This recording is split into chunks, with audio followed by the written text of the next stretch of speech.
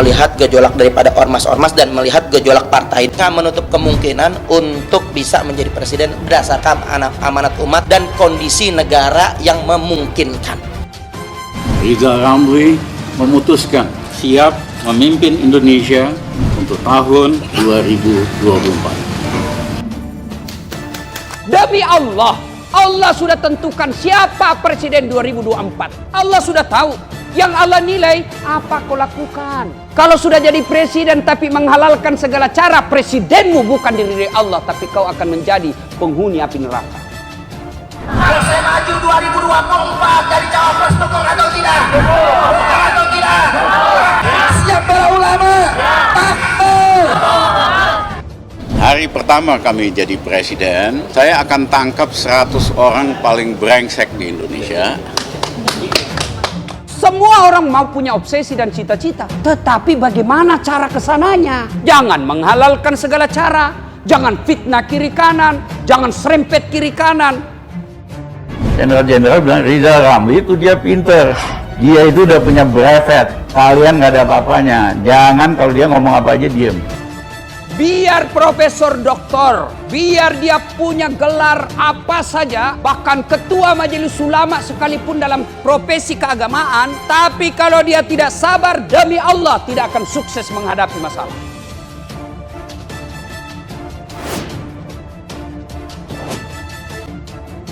Rizal Ramli dalam berbagai kesempatan memang sudah secara terang-terangan menyatakan keinginannya untuk maju Pilpres 2024.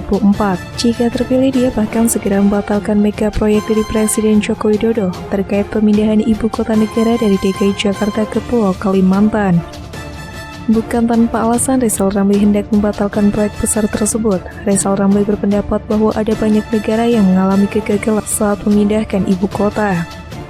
Politisi PDI Perjuangan Ruhut Sitompul mengkritik keras ekonom senior Rizal Ramli yang belakangan secara terang-terangan mengaku mau maju pada Pilpres 2024 mendatang.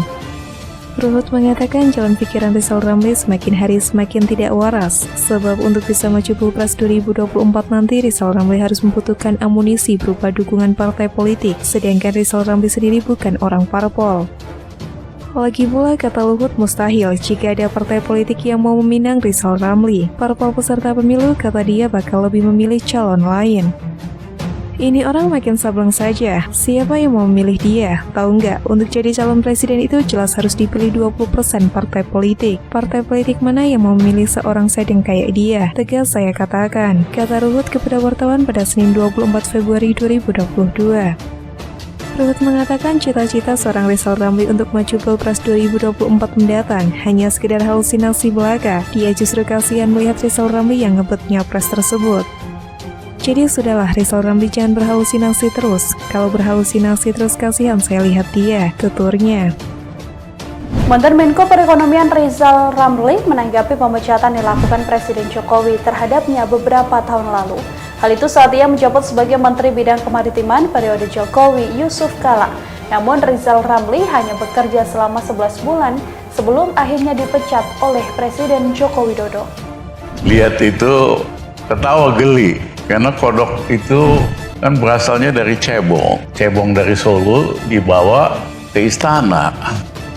Ini yang jadi masalah negara kita ini karena cebong sama kampret belum akur-akur. Sudahlah, kau ijab kabul aja sudah sekarang.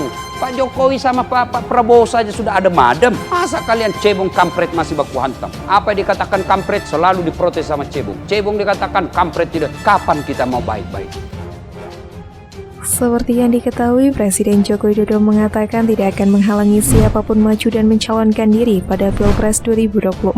Hal itu diungkapkan oleh Presiden Joko Widodo saat pertemuan dengan forum pimpinan redaksi sejumlah media di Jakarta pada Rabu 19 Januari 2022. Saya tidak ingin menghalangi keinginan orang ingin maju mencalonkan diri di Pilpres, ujarnya sebagaimana dilansir dari pemberitaan Kompas TV Kamis 20 Januari 2022.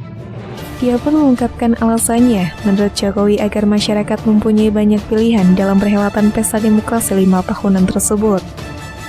Agar masyarakat punya banyak pilihan, mau pilih menteri ada, mau pilih kepala daerah ada, tutur Jokowi. Mau pilih ketua partai ada, DPR ada, lanjutnya. Dalam pertemuan tersebut, Presiden Joko Widodo juga mengingatkan siapapun tokoh yang ingin meningkatkan elektabilitas untuk Pilpres agar tidak menggunakan fasilitas negara. Sebab menurutnya semua tokoh yang memiliki kemungkinan meningkatkan elektabilitas untuk mencalonkan diri pada Pilpres 2024 akan diberikan peluang. Semua yang memiliki kemungkinan, ya kita beri peluang. Yang penting jangan mengganggu pekerjaan dan menggunakan fasilitas negara, kata Jokowi. Sayangnya perkataan Presiden Jokowi tersebut tidak disambut baik oleh ekonom senior Rizal Ramli. Menurut Rizal Ramli, ucapan Jokowi hanyalah sekedar omong kosong saja. Melalui cuitan di akun Twitter miliknya, Rizal Ramli menyinggung Presiden Joko Widodo, seolah seperti tidak mengetahui adanya pembatasan presidensial threshold. Tidak membatasi siapa saja mau maju, pura-pura tidak tahu ada pembatasan threshold, tulis @Rizal Ramli pada Kamis 20 Januari. Lebih lanjut, ia menilai sebaiknya Presiden Joko Widodo mengeluarkan semacam perpu yang mengatur hal tersebut sehingga ucapannya itu dapat dibuktikan.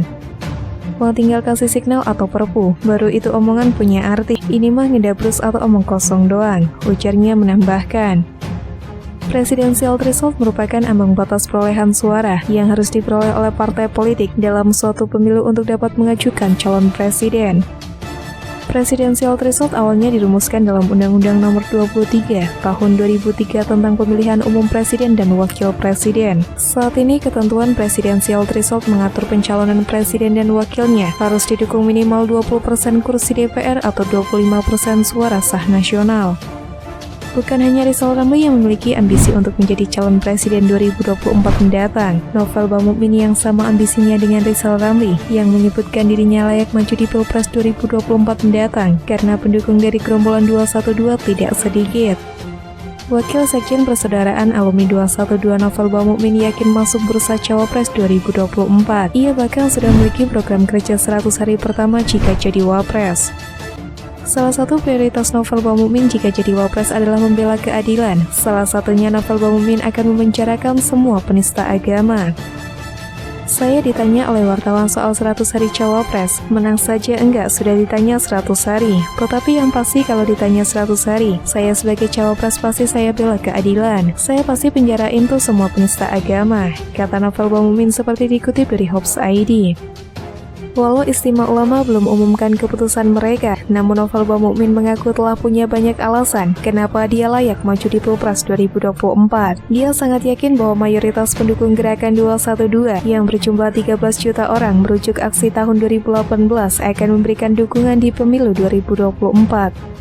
Pada kesempatan terpisah, Novel Bamukmin juga meyakini bahwa spirit 212 dari elemen komponen 212 akan memilihnya. Tak main-main, dia bahkan sudah mengkalkulasi peserta aksi 212 tahun 2018 yang berlangsung di Monas, Jakarta Pusat sebanyak 13 juta orang. Sehingga kalau mereka dipukul rata, yang hadir 212 mewakili 5 orang, maka pemilih suara saya adalah 65 juta dan bisa jadi setiap orang yang datang mewakili rata-rata 10 orang, maka pemilih saya 130 juta orang, katanya lagi. Entah dari mana keyakinan mereka menjadi Capres 2024 masuk dalam berbagai lembaga survei saja tidak. Pengalaman politik mereka juga tidak sementereng nama-nama tokoh yang ada dalam berbagai lembaga survei politik. Ketidakpercayaan diri mereka inilah yang membuat mereka semakin lantang menyuarakan kesiapan menjadi calon presiden 2024 untuk menarik perhatian publik dengan harapan mendapatkan dukungan partai politik agar melirik dua kadrun ini.